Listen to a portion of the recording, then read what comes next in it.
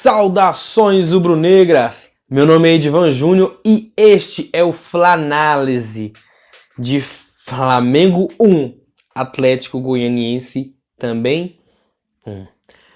Editor, solta a porra da vinheta aí, editor. Cobra coral, papagaio, vintém, viste rubro-negro, não tem pra ninguém. Cobra coral, papagaio, vintém, viste rubro-negro, não tem pra ninguém. Viva do Jesus do céu! E antes de começar a falar o tanto de coisa que eu vou falar aqui, tá? Por favor, curte esse vídeo se você gostou do vídeo, dê dislike se você não gostou, mas reaja a esse vídeo de alguma forma. Comenta aí embaixo o que você achou do jogo, o que você achou de alguns personagens, que eu não vou citar os nomes, eu vou citar o nome. E compartilha nos seus grupos de WhatsApp, grupo de Facebook, onde quer que seja. Mas compartilha para que o meu canal possa crescer cada vez mais. Cheguei a 100 inscritos e eu tô feliz pra caramba. Muito obrigado a você que acompanha os meus vídeos e faz o meu canal crescer. E se você não é inscrito, por favor, inscreva-se. Flamengo empatou com o Atlético Goianiense. O Flamengo jogou 2 jogos com um time que veio da segunda divisão e que nós tínhamos total capacidade de fazer 6 pontos com tranquilidade. O jogo de ida foi lá em Goiânia, que foi aquela cagada colossal do Domenech, a gente tomou 3-0. Hoje, vários fatores que fizeram a gente empatar. De 6 pontos contra um candidato a rebaixamento, nós fizemos 1. Isso não é desempenho de quem quer ser campeão e esse é o tipo de coisa que desanima. Desanima nós torcedores que, quem tem o mínimo de experiência com o Campeonato Brasileiro, sabe que time que quer ser campeão não perde ponto para time da parte de baixo da tabela. Ganha e esmaga. Você pode perder ponto contra um time grande que vai disputar campeonato, beleza, né? Não tem como você ganhar todas as partidas. Mas time que está na parte de baixo da tabela é inadmissível. Principalmente para um time que quer ser campeão, como quer o Flamengo. Desanima muito para a sequência do campeonato. Ainda mais se você for parar para pensar que o Atlético Mineiro tem um jogo a menos e já abriu 2 pontos de vantagem. O São Paulo tem 3 jogos a menos e pode abrir 7 pontos de vantagem. Ainda mais que todos os jogos o São Paulo está sendo ajudado pela arbitragem. Mas enfim, tranquilo. É tanta coisa para falar, eu tenho tanta coisa para falar sobre o jogo que eu tenho certeza que eu não vou conseguir falar tudo. Mas enfim, tentei até fazer um scriptzinho, mas o meu cérebro estava produzindo tanta coisa que eu não conseguia acompanhar. Então eu vou tentar aos poucos. Primeiro, o gramado do Maracanã. Eu nem comento mais. Tinha alguns lances que eu pensava que era o jogador do Flamengo que não conseguia dominar, mas era o gramado que realmente atrapalhava. Eu nem comento mais sobre o gramado do Maracanã porque é óbvio, é um pasto, aquilo parece que não melhora nunca. Mas enfim, tá? Primeira coisa, gramado do Maracanã, uma merda. Segundo, a escalação. Olha, eu não vou criticar o Rogério Ceni numa forma geral, beleza? Ele ainda está isento de muitas críticas, principalmente do sistema defensivo, de um time muito morno, porque é o segundo jogo dele. Mas tem um problema.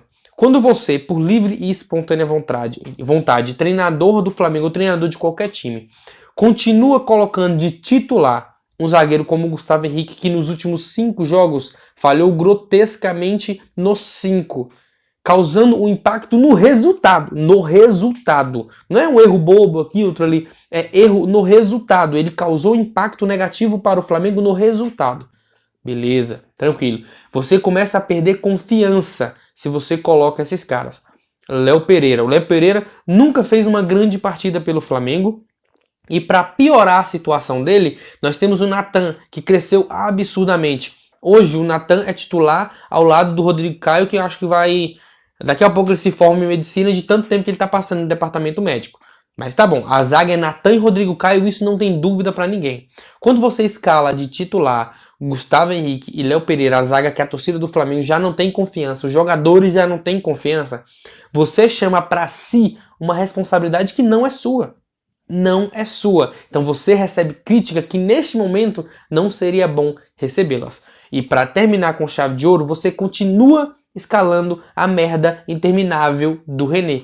Eu tenho uma teoria de que o René é o cara mais forte nos bastidores do Flamengo. Eu tenho essa impressão, porque entra treinador, sai treinador, o cara, ele sempre é a opção ali, sempre. No passado recente, eu entendo por quê. Porque a figura do Ramon ainda não existia. Ramon ainda era muito jovem. Mas hoje não tem a mínima lógica manter o René como lateral esquerdo suplente do Filipe Luís. O Ramon é mais jovem, mais promissor e mais técnico.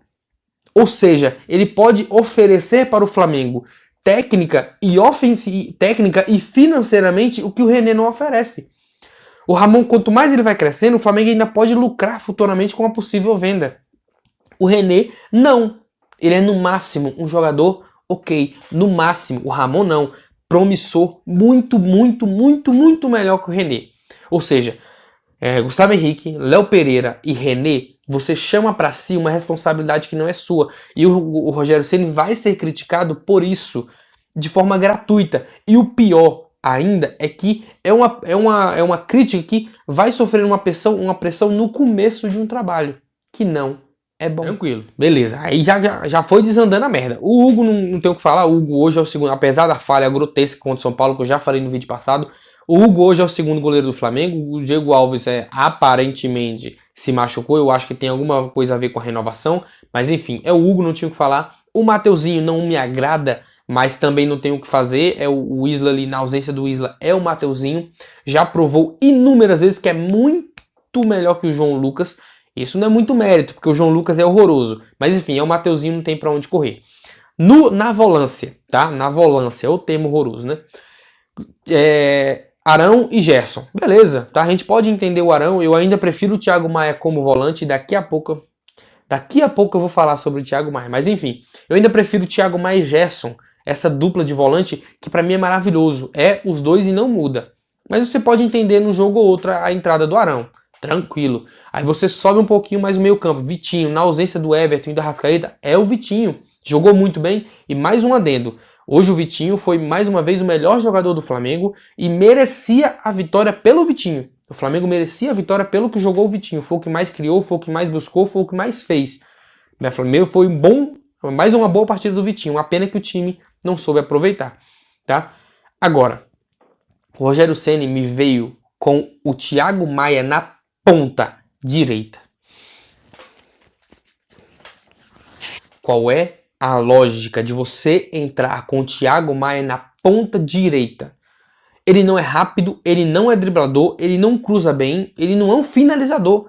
Não tem um adjetivo que você possa colocar, não tem uma lógica racional que você possa falar. Eu coloquei ele na ponta direita por isso. Não tem. Não tem. Isso foi bizarro.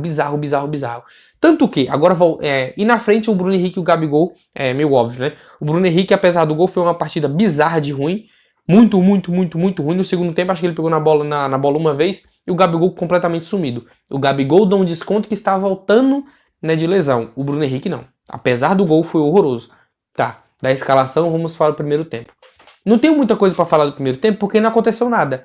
Do minuto 0 até o minuto 40 foi uma merda de jogo. O Flamengo não criava, o Flamengo esbarrava na boa marcação do Atlético Goianiense porque o Flamengo não tinha criação. O Everton tá na seleção e o Arrascaeta tá voltando de lesão. Então eu acho que até poderia começar com o Arrascaeta como titular. Mas enfim, o Flamengo não tinha criação. Só tinha o escape do Vitinho pela ponta esquerda, porque o Thiago Maia, como eu disse, não é ponta direita, ele não iria desempenhar bem aquela coisa, então o Flamengo não criou nada. Durante 40 minutos, teve um lance que o próprio Thiago Maia no meio deu um chute, uma defesaça do Jean, e o outro chute do Bruno Henrique, mais uma defesaça do Jean.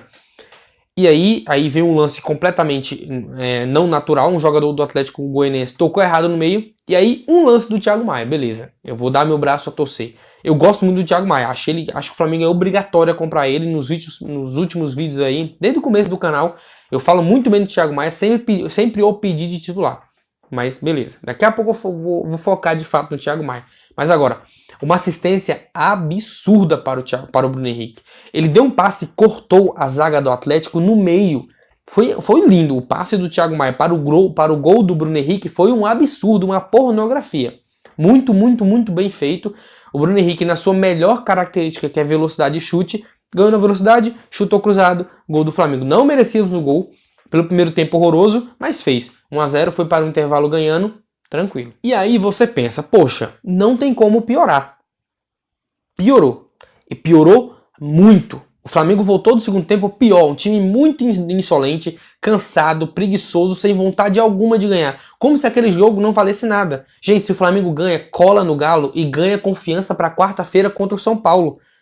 Mas beleza, morto, jogadores cansados. Dá só uma salva para o Gerson, que mais uma vez, apesar de para mim não fez um grande jogo, mas é o único que tentava, roubava a bola, tentava criar alguma coisa.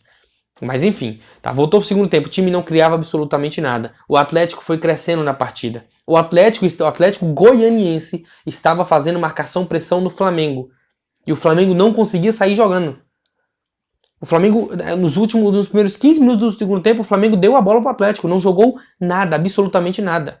Nada. E aí vem um personagem principal que é o Thiago Maia. Tá? E daqui a pouco eu vou pro outro personagem principal que vocês já sabem quem é o Inonimável. Mas vamos lá. O Thiago Maia, acho que no minuto 10, eu não sei, em alguma minutagem lá, ele sentiu o joelho, que o próprio narrador falou, ó, o Thiago Maia tá sentindo dor no joelho, provavelmente vai sair. E ele fez um sinal pro banco, eu jurei que ele ia sair. Só que ele levantou e você viu que ele tava se arrastando. Eu falei, porra, se joga no campo, que é pro juiz parar o jogo e você sair. Mas não. Ele continuou. Ele foi se arrastando. Deu uns 2 minutos, ele entregou a bola pro jogador do Atlético Goianiense, nitidamente sentindo a perna. Levou o lance, foi um lance de perigo para o Atlético Goianiense, proporcionado pelo Thiago Maia. Aí deu mais 2 minutos. Ele pegou a bola, o Mateuzinho passou pela direita dele, o Mateuzinho tinha uma BR-060 para ir, e com tudo o Mateuzinho, era só rolar, o Mateuzinho se virava lá na ponta, tava livre. Ele cortou pro pesado, o Thiago Maia é pesado, cortou pro meio e tocou errado pro Vitinho. Ele estava tão machucado que ele não conseguiu voltar para acompanhar, para recuperar o lance.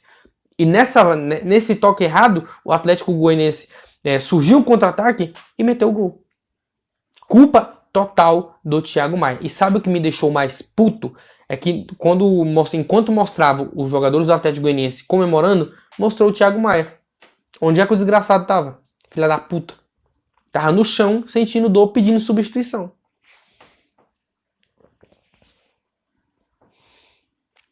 Eu vou evitar o xingamento aqui, que é pro vídeo, sei lá. Nem monetizado eu sou, porque eu não tenho muito seguidor assim. Mas eu não posso xingar muito, senão o YouTube começa a me bloquear. Mas enfim, eu fiquei puto de uma maneira surreal. Porque, caraca, era só você sair antes, pedir pra sair e entrasse outro jogador. Mas não, ele preferiu fazer isso. Tá? E teve uma mudança no intervalo que eu não comentei, foi a entrada do Natan no lugar do horrível Gustavo Henrique. Tá? O Ceni errou mais uma vez. Ele colocou o Natan do lado direito da zaga. O Natan é canhoto, assim como o Léo Pereira. Só que quando você vai colocar um jogador num lugar que não compete a ele, se você tem 2, você coloca o mais experiente. Então o Léo Pereira tinha que vir para a ponta direita e o Natan para a ponta esquerda. Né, para dar mais liberdade e mais confiança pro Natan. Ele não, deixou o Natan perdidaço ali na direita depois que ele foi fazer a modificação. Ceni errou mais uma vez. Mas beleza, tá? O Flamengo tomou o gol de empate e continuou ruim na partida. Não criava nada. Foi uma partida bosta.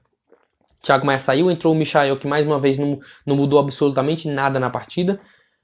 E aí o Arrascaeta não entrava, eu ficava louco também pedindo a entrada do Arrascaeta. Ele entrou aos 30 do segundo tempo. Eu achei uma sacanagem, porque ele poderia ter entrado muito mais cedo. Tá? O Arrascaeta mudou a partida, o Flamengo foi melhor a partir dos 30 minutos pelo Arrascaeta. E aí veio, aos 40 e poucos, o lance cabal. Né? Poucos minutos antes entrou ele, Lincoln. O maravilhoso Lincoln, aquele que nos deve um Mundial por ter perdido aquela bola contra o Liverpool. Filha da puta. Eu vou ter raiva eterna do Lincoln. Eternas. Mas beleza, entrou o Lincoln. Pouco tempo depois, o Vitinho dá um bolão pro Arrascaeta, que dá um bolão pro Vitinho. O gol. A vitória do Flamengo. Para colar com o Atlético Mineiro. Eu não sei nem o que comentar. Aquilo é muito de jogador que não está confiante, que é jogador fraco, que é jogador que não merece vestir a camisa do Flamengo. Fraquíssimo, horroroso, uma praga. Ele é uma praga no time do Flamengo. Ele tem que ser expurgado o quanto antes. Eu nem sei o que comentar, eu comentei tanta coisa nesse vídeo, já estamos com 15 minutos de vídeo. Vou cortar um pouquinho, deve diminuir um pouco. Mas enfim, cara, é tanta coisa pra falar que eu nem sei mais o que falar. Dá um desânimo muito grande pra sequência principalmente pro brasileiro. Porque você vê os outros esticando e você vê a gente ficando, são 4 jogos sem vitórias. E dá um desânimo contra o São Paulo. O Flamengo vai jogar contra o São Paulo lá no Morumbi, precisando vencer. Desanima muito. Muito, muito mesmo, muito. O Flamengo não merecia ganhar, jogou um jogo péssimo em todos os sentidos, tática e tecnicamente, muito, muito abaixo. É esperar que essas coisas possam se consertar com o tempo. Acredito no trabalho, acredito no Flamengo, apesar de ser difícil. Saudações, bruneiras.